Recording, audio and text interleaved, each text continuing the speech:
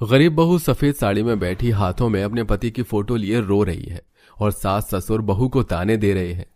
मनहूस कहीं की, अब रोने का नाटक कर रही है। तेरी वजह से मेरा बेटा इस दुनिया से चला गया और तू यहाँ दिखावा कर रही है कि तुझे उसके जाने से दुख है। माँ, आप ऐसा क्यों बोल रही हैं भाभी को?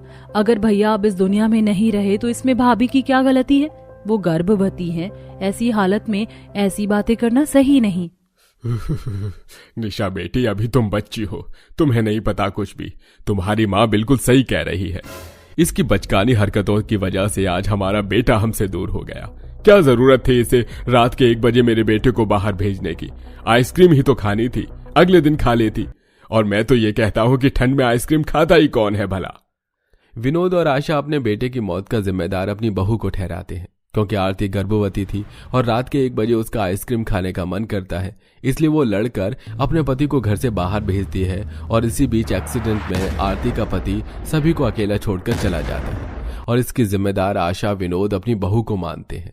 ऐसे ही कुछ दिन बीत जाते हैं। आरती हर समय अकेले अपने कमरे में रहती और अपने पति की फोटो को देखकर रोती। ये देखकर उसकी चारों नंद को अपनी भाभी के लिए बहुत बुरा लगता है। भाभी पहले कितनी खुश रहा करती थी ना, हमारे साथ बातें करती थी, पर जब से भैया गए हैं तब से भाभी ने खुद को कमरे में अकेला कर लिया है। हमें भाभी के लिए कुछ करना चाहिए, पर हम क्या कर सकते हैं? क्यों ना हम भाभी को कहीं बाहर घुमाने ले चले, उन्हें ठंड में घूमना पसंद है। आरती की चारों नंद अपनी भाभी से बहुत प्यार करती थी। वो अपनी भाभी को खुश करने के लिए उन्हें बाहर ले जाती हैं, पर वहां भी आरती न किसी से बात करती है और ना ही हंसती है।